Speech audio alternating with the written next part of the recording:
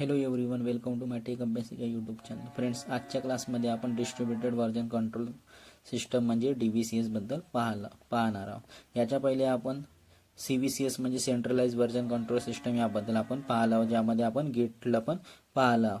आता distributed version system कशा प्रकारे काम करतो याबद्दल आपण पाहणार आहोत. तर बघा, यामध्ये मी लिहून देतो. DVCSचं मिनिंग आहे, लॉंग फॉर्म आहे distributed version control system.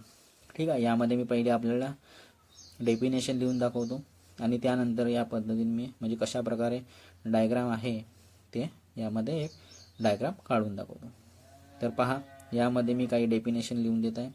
In distributed version system every contributor has a local copy or clone of the main repository, that is everyone maintains a local repository of their own which contains all the files and metadata present in main repository. या प्रकारे मी यामध्ये definition लिहून देत आहे. म्हणजे आपल्याकडे distributed version सिस्टममध्ये म्हणजे एक कॉपी आपल्याकडे एक आपल्या PC म्हणजे हार्ड डिस्कमध्ये पण राहते आणि एक कॉपी आपल्या रेपोजिटरीमध्ये पण राहते. आणि यामध्ये विदाऊट इंटरनेट पण आपण काम करू शकतो. आणि एखादी काही प्रॉब्लेम आला, करप्ट झाली कॉपी, तरी आपल्याजवळ एक बॅकअप कॉपी म्हणून यामध्ये राहते. तर त्यामधून आपण त्या कोडला उचलून आपलं काम करू शकतो. तर हा डिस्ट्रीब्युटेड वर्जन कंट्रोल सिस्टमचा हा फायदा आहे यामध्ये. आणि CVCS मध्ये आपल्याला इंटरनेटसोबत कनेक्ट राहूनच काम करावं लागत होतं, कारण की इंटरनेटच्या माध्यमातूनच आपण त्याला सेंट्रलाइज ॲक्सेस करत होतो. तर बघा, यामध्ये मी माहिती लिहून देत आहे. In distributed version system every contributor has a local copy or clone of the main repository, that is everyone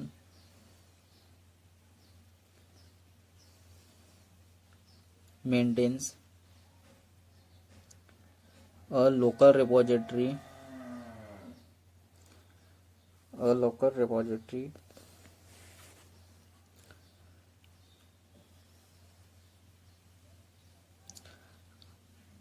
of their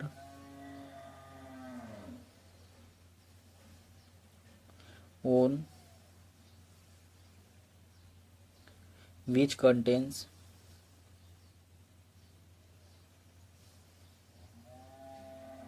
all the files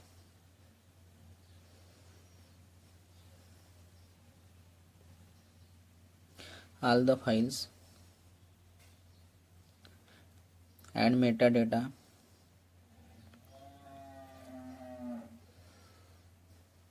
present in main repository.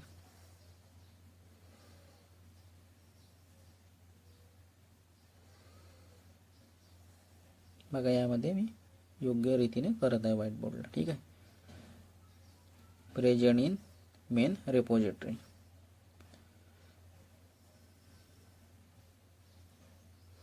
यामध्ये लोकल कॉपी और क्लोन म्हणजे त्याची duplicate copy पण यामध्ये main repository यामध्ये राहते. म्हणजे प्रत्येक जण आपली मेंटेन कॉपी लोकल रेपोजिटरीमध्ये ठेवत आहे स्वतःची. Contains all the files and metadata present in main रेपोजिटरीमध्ये अवेलेबल राहते. जे पण कॉपी आहे त्यांची कोडची ते यामध्ये अवेलेबल राहते. ठीक आहे. आता यामध्ये मी डायग्राम काढून देत आहे. तर बघा, डिस्ट्रीब्युटेड वर्जन सिस्टम कशा प्रकारे काम करतो यामध्ये मी डायग्राम काढून देत आहे. तर बघा, रेपोजिटरी लिहिलं. यामध्ये एक रिमोट सर्व्हर म्हणजे सेंट्रलाइज सर्व्हर म्हणजे गिटहब,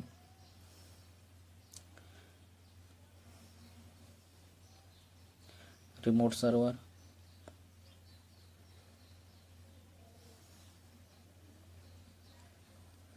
यामध्ये डायग्राम काढून देत आहे. पहिले लोकल रेपो येणार. तर बघा कशा प्रकारे डायग्राम राहते यामध्ये काढून देत आहे. ठीक आहे.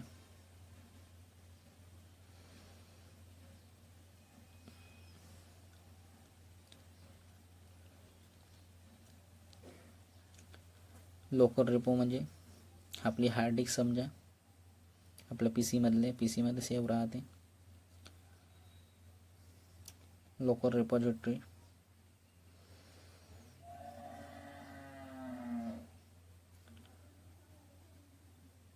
आणि ती रेपोजिटरी जे काढली आहे ती आहे सेंट्रल रेपोजिटरी म्हणजे गिटहब झाली. ठीक आहे.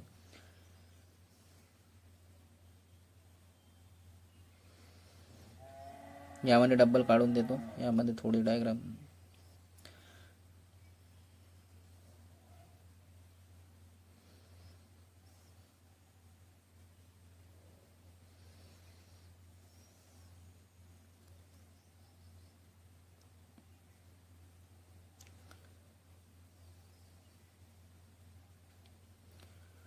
तर बघा 1 बाय 1 मी यामध्ये डायग्रामचे पॉईंट्स लिहितो. कशा पद्धतीने लोकल रेपो म्हणजे रेपोजिटरी म्हणजे हार्ड डिस्क समजा, आणि रेपोजिटरी म्हणजे सेंट्रल रेपोजिटरी लाईक गिटहब. ठीक आहे, आपल्याला गिटहबवरच काम करायचं आहे, सेंट्रल रेपोजिटरी.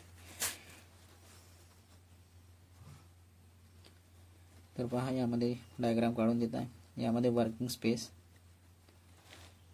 आणि जसंही आपलं कोड लोकल रेपोजिटरीमध्ये आपलं झालं कोड लिहून, तर आपण त्याला पुश करून देणार सेंट्रल रेपोजिटरीमध्ये. म्हणजे एक कॉपी आपल्या हार्ड डिस्कमध्ये पण राहणार आणि एक कॉपी आपली रेपोजिटरीमध्ये पण राहणार. वर्किंग स्पेस म्हणजे ज्यामध्ये आपण कोड लिहित आहे, म्हणजे प्रत्येक व्यक्तीचे एम्प्लॉयचे कम्प्युटर येणार, PC किंवा लॅपटॉप येणार. तर यामध्ये मी PC1 लिहितो, PC2 आणि PC3. तर या पद्धतीने बघा, आता यामध्ये त्या कोडला लिहिणाऱ्या वर्किंग स्पेस म्हणजे ज्या कोड लिहिल्यानंतर त्यामध्ये कोडला कमिट करणार किंवा अपडेट करणार. तर यामध्ये लिहून देता पुश करणार, आणि आपल्याला त्या कोडला आपल्याला सेंट्रल रेपोजिटरीमधून आपल्याला कोड पाहिजे तर आपण त्याला पुल करणार. पुल म्हणजे डाउनलोड. ठीक आहे, पुश म्हणजे आपण त्याला अपलोड करून देत आहे. अपलोडचे मिनिंग आहे पुश आणि डाउनलोडचे मिनिंग आहे पुल. ठीक आहे, हे छोटे छोटे जे कॉन्सेप्ट आहे हे लक्षात ठेवा, की पुल कशाला म्हणतात आणि पुश कशाला म्हणतात, याबद्दल लक्षात ठेवा कॉन्सेप्ट. पुश म्हणजे ढकलणे, म्हणजे आपण त्या कोडला अपलोड करत आहे, आणि पुल करत आहे म्हणजे त्या कोडला आपण डाउनलोड करत आहे. ठीक आहे, ह्या कॉन्सेप्ट लक्षात ठेवा ह्या गोष्टी.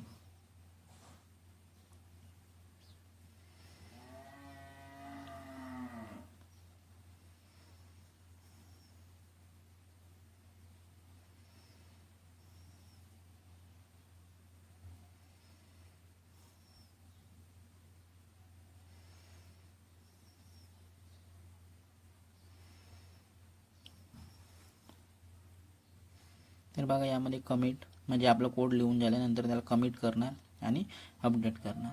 ठीक आहे,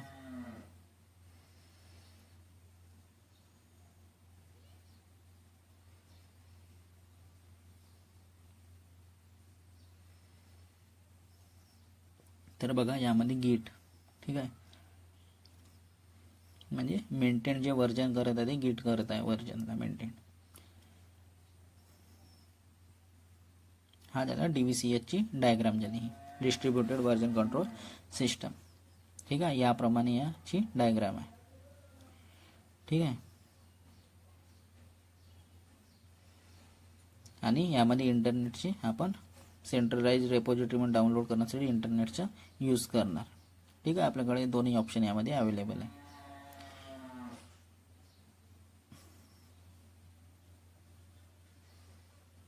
कोडला अपडेट करण्यासाठी यामध्ये इंटरनेटशी कनेक्ट करून ठेवावं लागणार.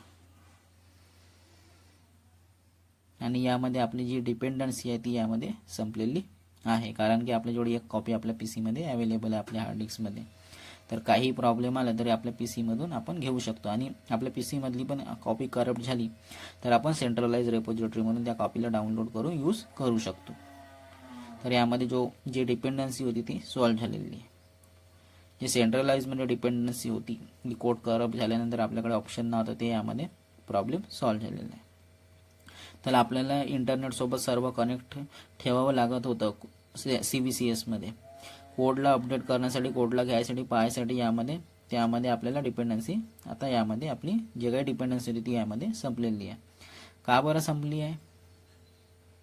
कारण आपण जे काम करणार आपल्याच हार्ड डिस्कमध्ये करणार आहे, आपण रेपोजिटरीमध्ये काहीही नाही करत आहोत. यामध्ये जेव्हा आपलं मन करणार तेव्हा रेपोजिटरीमध्ये अपलोड करून देणार.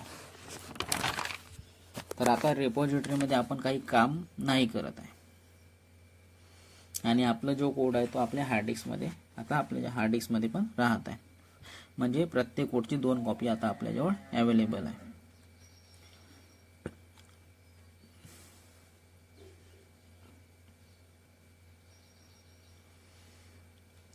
आणि आपलं काम झालं तर आपण जे हार्ड डिस्कमध्ये कॉपी आहे त्याला आपण अपलोड करून देणार आपल्या सेंटरराइज रिपॉझिटरीमध्ये म्हणजे गिटहबमध्ये.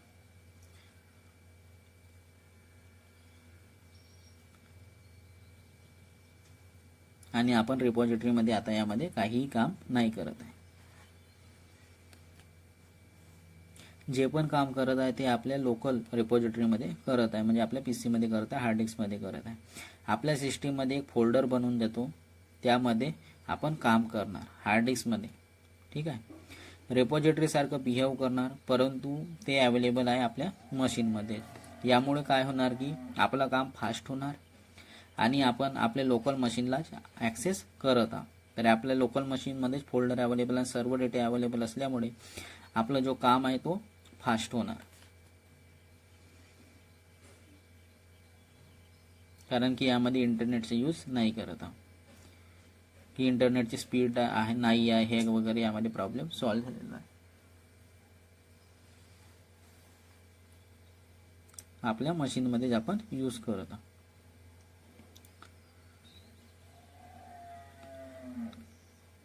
तर यामध्ये जे काही प्रॉब्लेम होते ते सॉल्व्ह झालेले आहे आणि काम पण फास्ट होत आहे.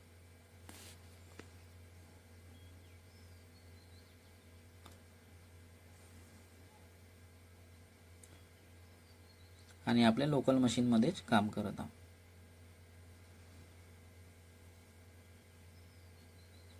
आणि लोकल मशीनमधूनच ॲक्सेस करत आहोत. दुसरी गोष्ट, इंटरनेटची डिपेंडन्सी संपून जाणार. आता आपल्याला इंटरनेटची गरज नाही आहे, कारण आपली लोकल रिपॉझिटरी आहे ते आपल्याच कम्प्युटरमध्ये अवेलेबल आहे. तर त्यामध्येच आपला कोड अपडेट करत आहे.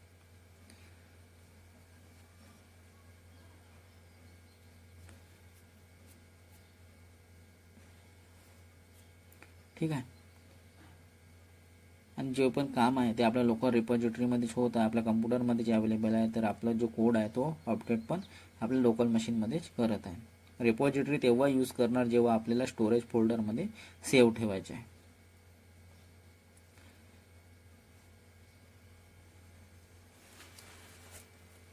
जेव्हा आपल्याला एक कॉपी याची आपल्याला सेव्ह करून ठेवायची आहे, तर तेव्हा आपण सेंट्रल रिपॉझिटरीमध्ये अपलोड करून याची एक कॉपी बॅकअप म्हणून ठेवणार.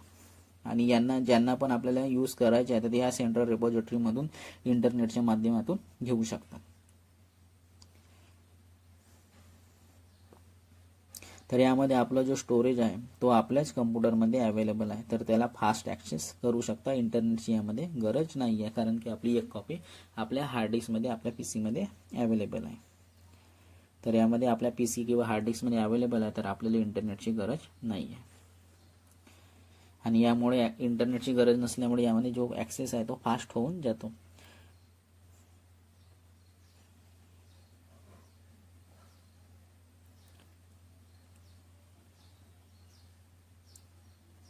कारण की आपली जे कोड वगैरे आहे तो आपल्या हार्ड डिस्कमध्ये स्टोअर आहे. सर्वात मोठी गोष्ट, यामध्ये रिपॉझिटरी डाऊन पण होऊन गेली तरी आपल्याला टेन्शन नाही आहे, कारण सर्वांजवळ आपापली पर्सनल रिपॉझिटरी आहे. कारण की सर्वांच्या PCच्या हार्ड डिस्कमध्ये त्यांची स्वतःची एक कॉपी ठेवलेली आहे, ज्यामुळे रिपॉझिटरी डाऊन पण होऊन गेली सेंट्रल रिपॉझिटरी तरी आपल्या यामध्ये काही प्रॉब्लेम नाही येणार. कारण की इंटरनेट नाही असलं तरी आपल्याजवळ एक कॉपी आपल्याजवळ आहे, कारण सर्वात जवळ आपली पर्सनल रिपॉझिटरी आहे. रिपॉझिटरी म्हणजे आपलं पर्सनल फोल्डर. ठीक आहे, की ज्यामध्ये आपण जसं विंडोजचे PC यूज करतो तर आपल्या PCमध्ये फोल्डर ठेवतो, तर आपल्याला विदाऊट इंटरनेट पण आपण त्या फोल्डरमधून आपण ॲक्सेस करतो आपल्या डेटाला. तर यामुळे यामध्ये बेनिफिट आहे. यामुळे हा जो काम आहे तो पूर्णपणे फास्ट होत आहे. ज्यामध्ये यांनी जेवढं पण काम केलं आहे तो सर्व यामध्ये आपल्या हार्ड डिस्कमध्ये आपल्या फोल्डरमध्ये अवेलेबल राहणार.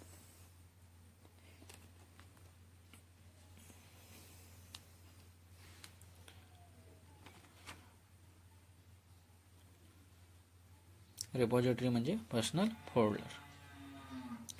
ठीक आहे.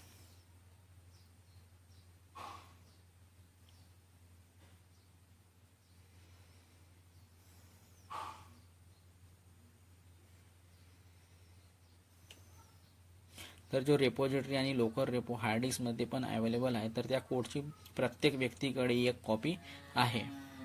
तर या रेपॉझिटरीच्या कोडची कॉपी या प्रत्येक व्यक्तीकडे अवेलेबल आहे.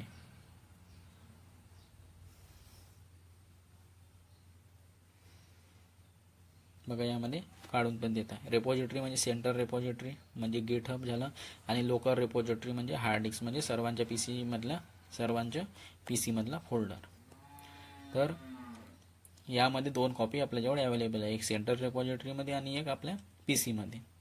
तर यांची जे प्रत्येक व्यक्ती जो पण एम्प्लॉई काम करणार त्या प्रत्येक एम्प्लॉईच्या हार्ड डिस्कमध्ये एक कॉपी अवेलेबल आहे. तर यामध्ये रेपॉझिटरी पण मध्ये कोड आहे आणि प्रत्येक व्यक्तीच्या पी सीमध्ये पण तो कोड अवेलेबल आहे. तर यामध्ये 2 कॉपी अवेलेबल आहे. तर यामध्ये काहीही प्रॉब्लेम आला तरी यामध्ये आपल्या डेटाला रिकवर करता येतो. त्यांच्याकडे स्वतःची हार्ड डिस्कमधून फाईल करप्ट झाली तर तो सेंट्रल रेपॉझिटरीमध्ये जाऊन तो त्या फाईलला डाउनलोड करून यूज करू शकतो. तर म्हणजे हा जो काम आहे हा सेंट्रलाइज नसून हा डिस्ट्रीब्युटेड आहे. समजलं आता डिस्ट्रीब्युटेडचा फायदा काय आहे. तर ह्या गोष्टी आता आपल्याला समजलं असेल का डिस्ट्रीब्युटेडचा फायदा काय आहे.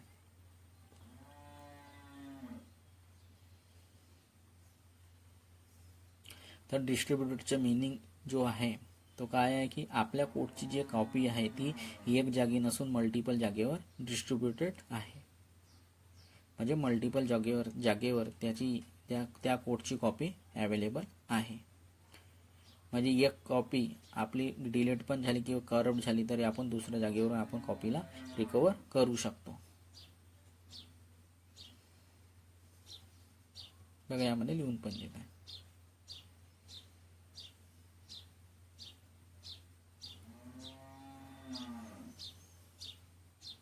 ठीक आहे. बघा यामध्ये 3 PC काढून देत आहे, 1 2 3. तर बघा या PC मध्ये आपले एक कॉपी अवेलेबल आहे. प्रत्येक व्यक्तीकडे आपली स्वतःची कॉपी अवेलेबल आहे. आणि एखादी करप्ट झाली तरी यामध्ये त्याची दुसऱ्याकडून तो कॉपी घेऊ पण शकतो किंवा सेंट्रल रेपॉझिटरीमध्ये जाऊन आपली कॉपी रिकवर पण करू शकतो. या PCच्या हार्ड डिस्कमध्ये प्रत्येक जागी फोल्डरमध्ये ती कॉपी अवेलेबल आहे.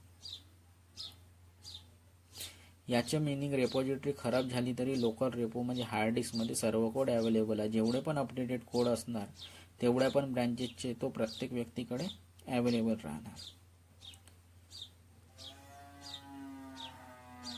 ठीक आहे. तो प्रत्येक व्यक्तीकडे कोड अवेलेबल राहणार. तर या पद्धतीने DVCS काम करतो. डिस्ट्रीब्युटेड व्हर्जन कंट्रोल सिस्टम याप्रमाणे काम करतो.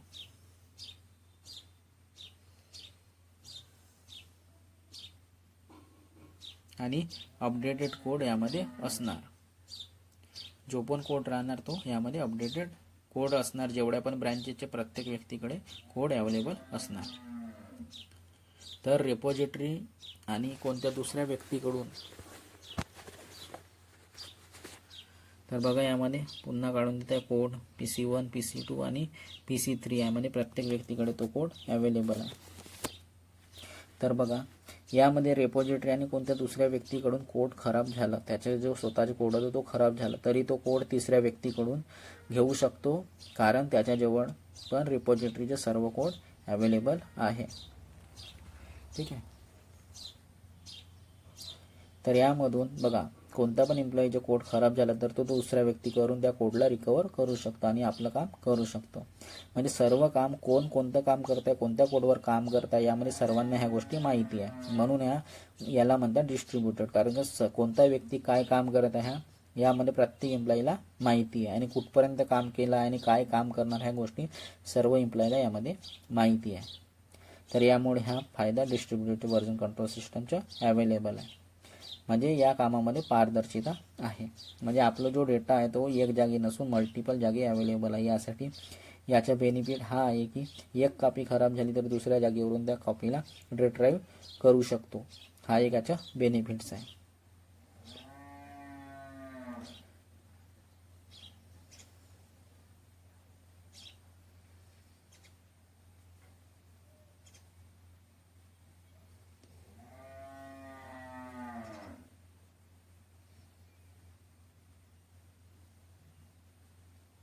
तर बघा एका व्यक्तीचे कोड खराब झाला तर तो दुसऱ्या व्यक्तीकडून आपलं कोड घेऊन काम करू शकतो किंवा सेंट्रल रेपॉझिटरीमध्ये जाऊन तो कोड त्या कोडला घेऊन आपलं काम करू शकतो. तर हा याचा बेनिफिट्स आहे.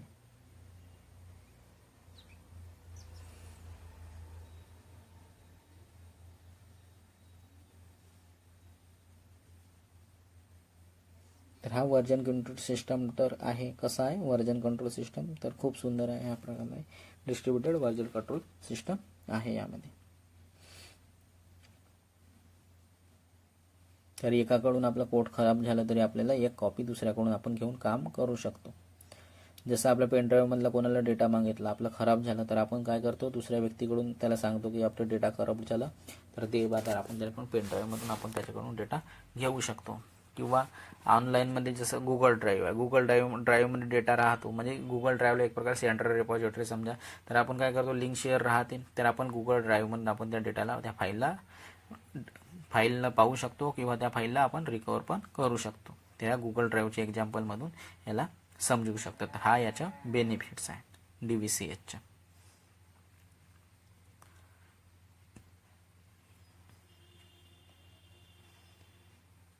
ठीक आहे. तर हा व्हर्जन कंट्रोल सिस्टम आहे. या प्रकारे हा DVCS व्हर्जन कंट्रोल सिस्टम काम करतो. तर आपण याच्या लहानपेक्षा लहान कोडमध्ये काही चेंज पण करणार, तो पण या सर्वांना म्हणजे लोकल रिपोर्ट गोष्टीला माहिती होणार.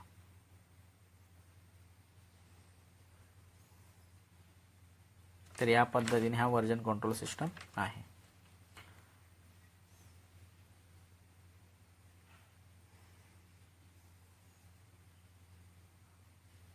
तर पहा व्हर्जन कंट्रोल कशा प्रकारे आहे हा.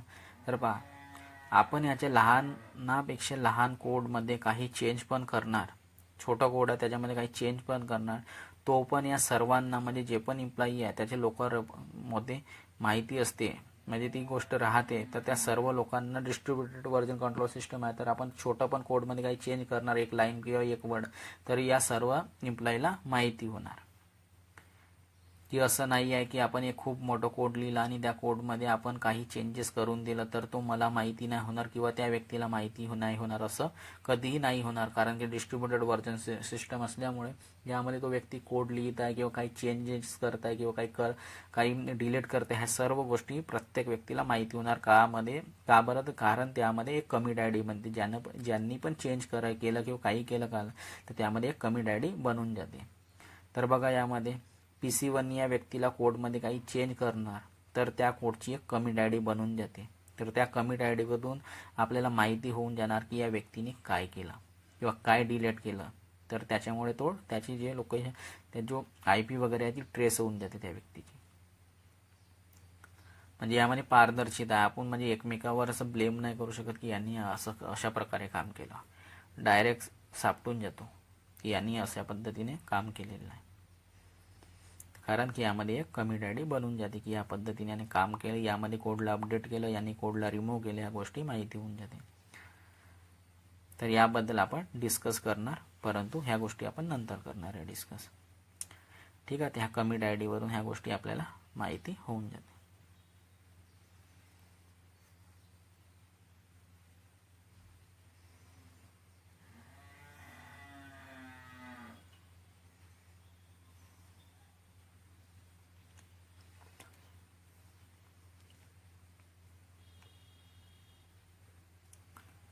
तर बघा कमिट आय डी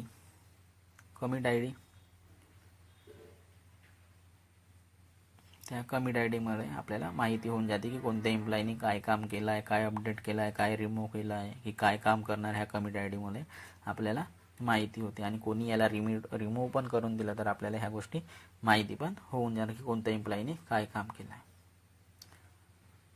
कोडमध्ये काय चेंज केलं आहे, काय नाही, ह्या गोष्टी माहिती होऊन जाणार.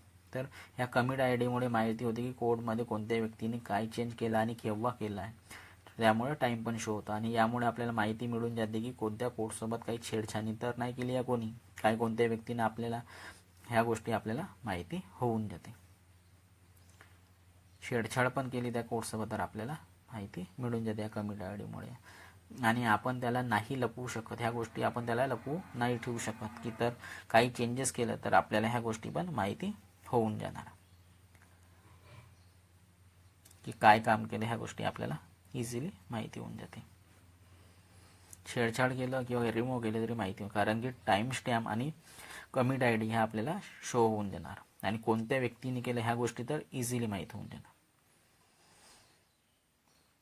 तर हा एक व्हर्जन कंट्रोल सिस्टम आहे.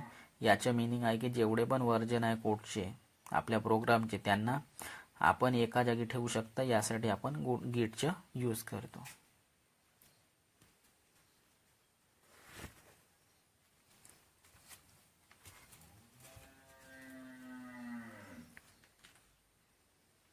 ठीक आहे. तर या पद्धतीने हा डिस्ट्रीब्युटेड व्हर्जन सिस्टम काम करतो.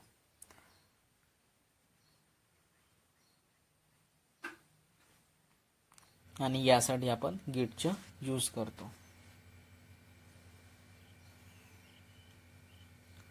तर व्हर्जन कंट्रोल सिस्टमचे मीनिंग आहे की जेवढे पण व्हर्जन आहे किंवा कोडचे जे पण प्रोग्राम आहे त्यांना आपण एका जागी ठेवू शकतो आणि वेगवेगळे अपडेट केलं तर त्याचे एक व्हर्जन बनून जातो. अपडेट म्हणजे हा एक दुसरा कोड झाला. असं या पद्धतीने एक कोड आहे, त्याला काही चेंजेस केलं तो दुसरं व्हर्जन बनून येणार, त्याला काही अपडेट केलं तर तो तिसरं व्हर्जन बनून जाणार. या पद्धतीने हे करतो.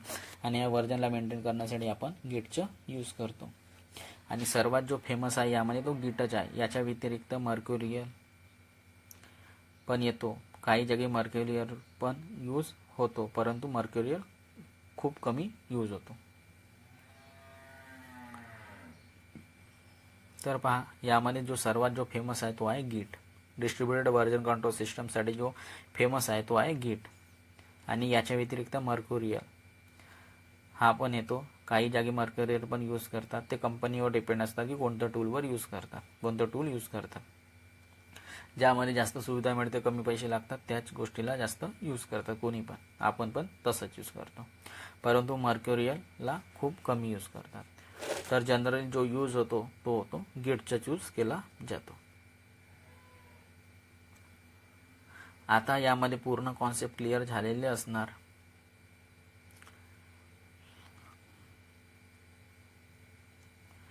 आता यामध्ये आपले पूर्ण आता कॉन्सेप्ट समजलं असणार की DVCS कशा प्रकारे काम करतो.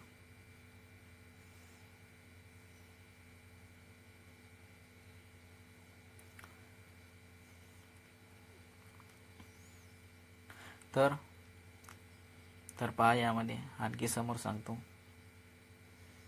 तर पहा, लोकल रेपो काय आहे. लोकल रेपोत मी आपल्याला सांगितलं की एक प्रकारे हार्ड डिस्क आपल्या कम्प्युटरची. तर बघा, लोकल रेपो काय आहे. आपल्या कम्प्युटरमध्ये असलेले एक फोल्डर आहे ज्यामध्ये आपण आपलं सर्व काम करत आहे. तर आपल्या फोल्डर कशामध्ये असतो, हार्ड डिस्कमध्ये असतो. आपल्या PCमध्ये हार्ड डिस्क लागलेली असते. आपण जेव्हा आपलं काम पूर्ण करणार, कोड लिहून ठेवा, तर तेव्हा त्याला आपण कमिट करणार. कमिट करण्याचे मीनिंग आहे की आपण त्या कोडला लोकल रेपो म्हणजे आपल्या हार्ड डिस्कमध्ये सेव्ह करून ठेवत आहे. कमिटचं मीनिंग हा आहे. त्या कोडला आपण आपल्या हार्ड डिस्कमध्ये किंवा काही आपण त्याला सेव्ह करून ठेवत आहे. कुठे पण सेव्ह करून ठेवतं, लोकल रेपोमध्ये किंवा आपल्या फोल्डरमध्ये. त्या कामाला आपण त्या कोडला काम दिलं तर आपण त्या कामाला सेव्ह करून ठेवत आहे. जेव्हा आपण नेक्स्ट दिवस येणार, जेव्हा दुसऱ्या दिवशी येणार, नेक्स्ट दिवस किंवा दुसऱ्या दिवशी येणार, तर तेव्हा त्या कोडला आपण त्यामध्ये काही चेंजेस करणार, म्हणजे अपडेट करणार. ठीक आहे. कमिट करणे म्हणजे त्या कोडला सेव्ह करत आहे. आता दुसऱ्या दिवशी येणार तर त्या कोडमध्ये आपण काही अपडेट करणार, चेंजेस करणार. अपडेट करण्याचे मीनिंग आहे की आपण त्या कोडला घेतला आणि त्या कोडमध्ये काही काम करायचे आहे, तर त्या पद्धतीने जे काही काम करायचे आहे ते आपण त्यामध्ये काम करणार.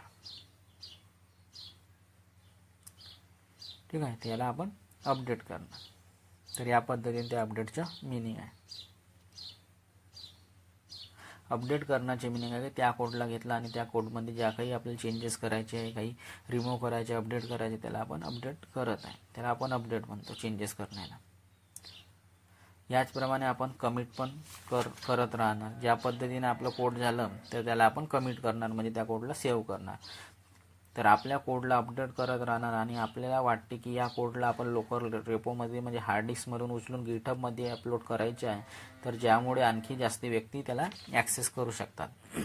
लोकल रेपोमध्ये राहिला तर तो आपल्या पर्सनली यूजसाठी राहणार, परंतु त्याला आपल्याला सेंट्रल रेपोजिटरीमध्ये त्याला अपलोड करून देणार, लाईक गिटहबमध्ये, तर त्याला इंटरनेटच्या माध्यमातून कोणता पण व्यक्ती त्याला ॲक्सेस करू शकतो. तर हा याचा आपण म्हणजे जास्त लोकांपर्यंत आपण त्याला शेअर करू शकतो. कारण लोकल रेपोला वर्किंग डायरेक्टली म्हणजे वर्कस्पेस ॲक्सेस नाही करू शकत. ठीक आहे. लोकल रेपोमध्ये आपला पर्सनली आपल्या कम्प्युटरमधून दुसरा व्यक्ती ॲक्सेस नाही करू शकत. परंतु त्याला गिटहबमध्ये ठेवलं तर त्याला इंटरनेटच्या माध्यमातून त्यामध्ये जाऊन दुसरे लोक पण त्याला एम्प्लॉई आहे ते त्याला त्या कोडला ॲक्सेस करू शकतो.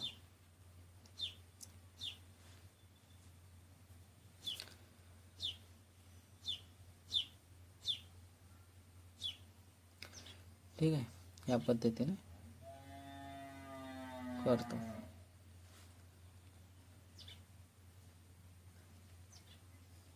आणि लोकर रेपोमध्ये काय आहे की PC2 वर्किंग स्पेस याला नाही पाहू शकत.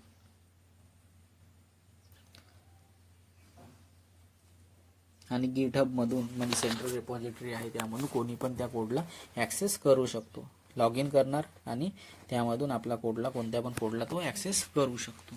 कारण की इंटरनेटच्या माध्यमातून आपण काही पण गोष्टी ॲक्सेस करू शकतो, ऑफलाईन नाही करू शकत. तर यामध्ये ह्या गोष्टीचा फरक आहे. तर बघा, लोकल रेपो म्हणजे हार्ड डिस्क PC1 PC2 ठीक आहे. तर PC1चा जो व्यक्ती आहे तो PC2 मधून ॲक्सेस नाही करू शकत कारण की त्याला पर्सनली जावं लागेल. परंतु इंटरनेट असेल तर इंटरनेटच्या माध्यमातून तो कोणत्या पण गोष्टीला ॲक्सेस करू शकतो. जसं की गुगल क्लाउड बघा, आपल्याला ॲक्सेस करायचे असेल गुगल क्लाउडला तर आपल्याला इंटरनेटचा यूज करावा लागतो. परंतु असं कोणाच्या PC मधून आपल्याला काही घ्यायचं असेल तर आपल्याला विदाऊट इंटरनेट घेऊ शकतो. परंतु आपल्याला त्या व्यक्तीकडून आपल्याला स्वतः जावं लागणार. मग आपल्याला वाटते की कोडला बाकी लोकांसोबत पण शेअर करायचे आहे की ज्यामुळे आपलं जो काम आहे तर त्यांनी पाहिलं पाहिजे की आपण कुठपर्यंत केलेलं आहे त्या कोडमध्ये. तर मी त्याला गिटहब तर त्यासाठी मी त्याला एक गिटहब नावाची सर्व्हिस आहे त्याच्याद्वारे मी सेंट्रल रेपॉझिटरीमध्ये त्या कोडला अपलोड करू शकतो आणि त्यामधून ते नंतर एम्प्लॉय त्या कोडला त्यामधून डाउनलोड करू शकतात आणि पाहू शकता की मी यामध्ये काय चेंजेस केले आहे. तर यामुळे त्याला माहिती होऊन जाणार की त्याला त्या गोष्टी माहिती होऊन जाणार आणि तो त्या कोडला तो रिट्राईव्ह करू शकतो, त्याला पुश पण करू शकतो, त्या कोडला मागवू पण शकतो, त्या कोडला पाहणार आणि त्यामध्ये तो पाहायला आपलं काम ॲड ऑन पण करणार, आपलं काम स्टार्ट करून देणार की समोर मला काय करायचं आहे. तर या पद्धतीने तो त्या कोडला आपण अपलोड करून दिलं गिटहबमध्ये तर तो त्या कोडला डाउनलोड करून त्या कोडच्या समोरचं जो पण काही लिहायच्या ज्या गोष्टी त्यामध्ये ॲड करायचे तो त्यामध्ये समोरचं काम करू शकतो. तर याप्रमाणे हा पूर्ण डिस्ट्रीब्युटेड व्हर्जन कंट्रोल सिस्टम काम करतो. ठीक आहे. आपल्या यामध्ये फायदा आहे की आपल्या स्वतःच्या PC मध्ये पण एक कॉपी अवेलेबल राहते आणि गिटहबमध्ये सेंट्रलाइज व्हर्जनमध्ये पण एक कॉपी राहते. तर आपण त्या आपल्याकडे एक कॉपी करप्ट झाली तरी आपण सेंट्रलाइज व्हर्जन सिस्टममधून गिटहबमधून डाउनलोड करून आपण आपलं समोरचं काम करू शकतो. तर याप्रमाणे हा डिस्ट्रीब्युटेड व्हर्जन कसे कंट्रोल सिस्टम काम करतो आणि हा खूप सुंदर आहे कारण की यामध्ये पारदर्शिता आहे. म्हणजे कोणत्या एम्प्लॉईने काय काम केलं ह्या गोष्टी सर्वांना माहिती आणि कोणतं काम करणार आहे ह्या गोष्टी पण माहिती राहते. म्हणजे सर्वांना समान हक्क आहे यामध्ये असं समजू शकतो. म्हणजे सर्वांनाच ह्या गोष्टी सर्व माहिती राहते. ठीक आहे. आता याची डेफिनेशन म्हटलं तर बघा, म्हणजे प्रत्येक कॉन्ट्रीब्युटर आहे म्हणजे प्रत्येक व्यक्ती आहे त्याच्याजवळ एक क्लोन म्हणजे एक्झॅक्ट सेम कॉपी असणार त्या सेंट्रल रेपॉझिटरीची, जे कुठे स्टोअर असणार लोकल रेपोमध्ये, तर मेन रेपॉझिटरीमध्ये जो काही आहे तो त्याच्या लोकल रेपोमध्ये पण अवेलेबल राहणार.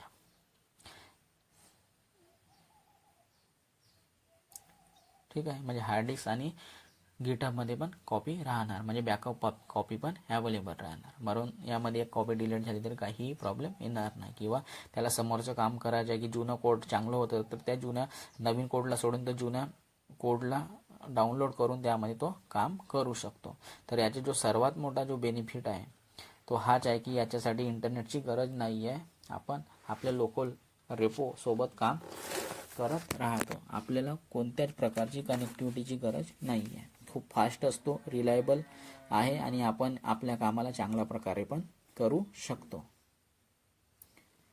सेंट्रल रेपॉझिटरी म्हणजे गिटहब आणि लोकल रेपो म्हणजे आपली हार्ड डिस्क.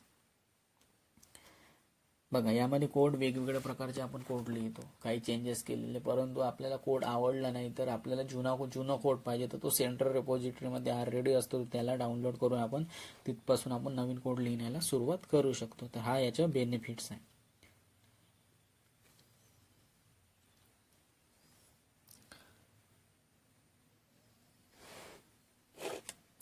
आणि यामध्ये इंटरनेटची गरज नाही आहे, कारण की आपली एक कॉपी हार्ड डिस्कमध्ये राहते. ते इंटरनेट नाही असलं तरी आपण हार्ड डिस्कमधून त्या कोडला घेऊन आपण काम करू शकतो. आणि आपल्याला यामध्ये एक बेनिफिट्स असं पण आहे की आपल्याला जुना वगैरे कोड किंवा सेंट्रल रेपॉझिटरीमधून आपल्याला कोड उचलायचे तर ते आपण इंटरनेटच्या माध्यमातून त्याला घेऊ शकतो. म्हणजे आपल्याजवळ एक कॉपी पण राहते. म्हणजे आपल्याकडे दोन्ही बेनिफिट्स आहे यामध्ये.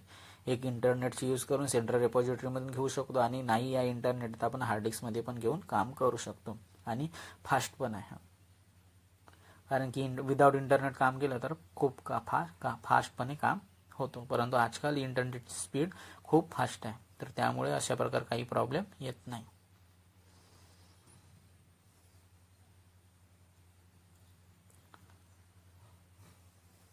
तर आता समजलं असेल की गिटची आपल्याला का बरं गरज पडली.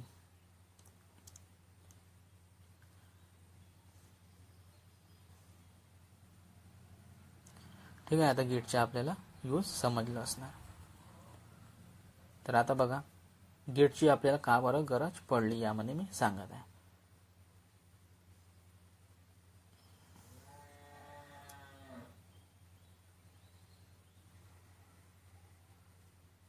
तर बघा डिफरंट जे मल्टिपल व्हर्जन आपण बनवतो आपल्या कोडचे. आज कोड लिहिलं, दुसऱ्या दिवशी त्या कोडमध्ये काही चेंजेस केलं, समोर आणखी चेंजेस केलं. आता मी 5 दिवसापासून लगातार चेंजेस करत आहे यामध्ये. तर त्यानंतर मला वाटते की तिसऱ्या दिवशी मी जो कोड बनवला होता तो सर्वात चांगला होतं, तर त्याच्या व्हर्जनचं अवेलेबल नाही आहे माझ्याकडे. तर मी तिसऱ्या दिवसाचा कोड नाही पाहू शकणार. तर आता मला यावेळेस खूप त्रास होणार की कशा पद्धतीने मला तिसऱ्या दिवसाचे कोड पाहिजे. तर माझ्याकडे ती कॉपी अवेलेबल नाही. तर मी त्या तिसऱ्या दिवशी त्या कोडमध्ये काय केलं होतं मला लक्षात नाही. तर मी कुठे काय चेंजेस केले ह्याही गोष्टी लक्षात नाही. परंतु आपण त्याचे व्हर्जन बनवून ठेवले आहे, तर यामध्ये काही आपल्याला काहीही टेन्शन नाही आहे. आपल्याला तिसऱ्या दिवशीचे व्हर्जन आपल्याला मिळून जाणार की मी त्या तिसऱ्या दिवशी काय काम केलं होतं एक्झॅक्ट आपल्याजवळ अवेलेबल राहणार. तर तो कोड पुन्हा आपण सेंट्रल रेपॉझिटरीमधून डाउनलोड करू शकतो. म्हणजे गिटहबमधून. सेंट्रल रेपॉझिटरी म्हणजे गिटहब. कारण की आपल्या हार्ड डिस्कमधून जो म्हणजे 5 दिवसाचे कोड तयार केले होते, परंतु मला तिसऱ्या दिवसाचे कोड पाहिजे. कारण की 5व्या दिवसाचे मला कोड नाही पाहिजे. कारण की मला वाटलं की तिसऱ्या दिवशी जो कोड तयार केला होता तो योग्य रीतीने कोड होता, परंतु हार्ड डिस्कमधून त्या कोडला काम झाल्यानंतर डिलीट केला. तर अशा वेळेस यामध्ये मला माझी एक कॉपी सेंट्रल रेपॉझिटरीमध्ये अपलोड केलेली आहे. तर मी त्यामधून त्या कोडला रिकवर करून घेणार आणि त्यामध्ये मी आपलं काम करू शकतो. तर यामध्ये आपल्याला या प्रकारचे काही टेन्शन घ्यायचे नाही, कारण की यामध्ये एक बॅकअप कॉपी आपल्याजवळ अवेलेबल आहे. तर आपण त्या कॉपीला डाउनलोड करून आपण त्यामध्ये चेंजेस करू शकतो. तर बघा यामध्ये समजून पण सांगत आहे. यामध्ये 5 दिवसाचे कोड, परंतु तिसऱ्या दिवसाने मला कोड पाहिजे. तर माझ्याजवळ हार्ड डिस्कमध्ये नाही, तर मी सेंट्रल रेपॉझिटरी म्हणजे गिटहबमधून डाउनलोड करून आपलं काम करू शकतो. तर यामध्ये अशा प्रकारे टेन्शन घेण्याचे काहीही काम नाही आहे. ठीक आहे, तर त्या कोडला आपण डाउनलोड करून आपलं काम करू शकतो, कारण की हा व्हर्जन आपण त्यामध्ये मेंटेन करून ठेवलेला आहे. तर आपण प्रत्येक दिवशी व्हर्जन कंट्रोलच्या द्वारे काम करणार आणि कोडला कमिट करणार, तर त्याचे व्हर्जन क्रिएट होत राहणार. कमिट म्हणजे त्या कोडला आपण सेव्ह करत आहे. त्यानंतर आपल्याला त्याच दिवसाचा जो पण व्हर्जन पाहिजे आहे तर तो त्यामधून आपण त्या व्हर्जनला पुश करून घेऊ शकतो, म्हणजे पुल करणार. तर तो आपल्याजवळ येऊन जाणार. म्हणजे त्या व्हर्जन जो पण व्हर्जन पाहिजे त्या व्हर्जनला आपण डाउनलोड करणार, तर तो व्हर्जन आपल्याजवळ येऊन जाणार. कारण की आपल्याजवळ हार्ड डिस्कमधून डिलीट झाला तर आपण सेंट्रल रेपॉझिटरीमधून त्या व्हर्जनला घेऊ शकतो. किंवा आपल्याजवळ तो कोड नाही आहे तर सेंट्रल रेपॉझिटरीमध्ये दुसरे एम्प्लॉई आपले जे आपल्या टीमचे मेंबर आहेत त्यांनी अपलोड केलं असेल तर त्या व्हर्जनला आपण डाउनलोड करू शकतो. कारण की सेंट्रल रेपॉझिटरी हे एकच राहते. तर सेंट्रल म्हणजे एक, तर त्यामधून आपण त्या कोडला आपण डाउनलोड करून आपलं काम करू शकतो. तर आपल्याला त्या पद्धतीने व्हर्जन तो मिळून जाणार आणि आपल्याला आपलं काम करू शकतो या पद्धतीने. आणि आपलं काम झालं तर आपण त्या सेंट्रल रेपॉझिटरीमध्ये त्या कोडला आपण पुश करून पण देऊ शकतो. आणि आपल्याला कोड तो पाहिजे तर आपण त्याला डाउनलोड करू शकतो. फ्युचरमध्ये आपल्याला त्या कोडला पाहिजे तर ज्या दिवसात जो पण व्हर्जन पाहिजे आहे तो आपण त्यामधून आपण त्या व्हर्जनला आपण सेंट्रल रेपॉझिटरीमधून घेऊ शकतो. तर या पद्धतीने हा डिस्ट्रीब्युटेड व्हर्जन कंट्रोल सिस्टम काम करतो. आता यामध्ये गेटमध्ये काही टर्म आहेत त्याबद्दल पाहू. तर बघा आपल्याजवळ आता कोड नाही, हार्ड डिस्कमधून कोड डिलीट झालेला काम केल्यानंतर तर आपण त्या कोडला सेंट्रल रेपॉझिटरीमधून घेऊ शकतो, कारण की त्यामध्ये कॉपी अवेलेबल आहे. कारण की आपलं काम झाल्यानंतर आपण त्या कोडला पुश करून दिलं होतं सेंट्रल रेपॉझिटरीमध्ये, म्हणजे त्यामध्ये आपण अपलोड करून दिलेलं होतं. तर त्यामध्ये एक कॉपी अवेलेबल आहे, म्हणजे त्यामध्ये आपले व्हर्जन बनलेले आहे. तर या पद्धतीने व्हर्जन कंट्रोल सिस्टम काम करतो. तर बघा यामध्ये काही टर्म लिहित आहे, कोडला डाउनलोड करणार आणि व्हर्जन कंट्रोल हा यामध्ये काम करणार आणि त्या कोडला कमिट करून दिला. ज्या पद्धतीने आपलं कोड बनलं तर आपण कोडला अपलोड करून दिलं, म्हणजे कोड लिहिला आणि त्याला सेव्ह करून दिलं. त्यानंतर आपण त्या व्हर्जनला क्रिएट करणार. तर बघा प्रत्येक दिवशी व्हर्जन कंट्रोलद्वारे आपण काम करणार, कोडला कमिट करणार, सेव्ह करणार, त्याची व्हर्जन यामध्ये कोड आपण सेव्ह करणार, तर त्याची यामध्ये आपले व्हर्जन क्रिएट होऊन जाणार. आणि ज्या दिवसाचे जो पण व्हर्जन आहे त्याला त्यामधून आपण पुश करून देऊ शकता सेंट्रल रेपॉझिटरीमध्ये आणि तो आपल्याजवळ येऊन जाणार. तर त्यानंतर आपल्याला फ्युचरमध्ये कधी काम पडतं तर आपण त्याला डाउनलोड करून त्या कोडला आपण यूज करू शकतो. गिटमध्ये काही टर्म आहेत त्यांना आपल्याला डिस्कस करायच्या त्याच्या पहिले ठीक आहे काय. यानंतर आपण यामध्ये काही डिफरन्स आहे CVCS आणि DVCS मध्ये, त्याबद्दल आपण नेक्स्ट क्लासमध्ये पाहणार आहोत. तर या पद्धतीने हा डिस्ट्रीब्युटेड व्हर्जन सिस्टम काम करतो आणि खूप सुंदर बेनिफिट्स पण आहे याचे. आणि आता डिस्ट्रीब्युटेड व्हर्जन कंट्रोल सिस्टम कशा पद्धतीने काम करतो आणि CVCS पेक्षा DVCS कशा प्रकारे खूप चांगला आहे ह्या गोष्टी आता आपल्याला समजलं असणार. आता यानंतर नेक्स्ट क्लासमध्ये आपण CVCS आणि DVCS बद्दल याचे डिफरन्स पाहणार आणि गेटमध्ये काही टर्म आहेत त्यांना आपल्याला डिस्कस करायचे आहेत. परंतु याच्या पहिले जे काही याचे डिफरन्स आहेत या दोघांचे त्याबद्दल आपण नेक्स्ट क्लासमध्ये पाहणार. बेसिक डिफरन्स आहे ते मी पुढच्या क्लासमध्ये सांगून देणार. तर या क्लासमध्ये एवढंच. Bye bye friends.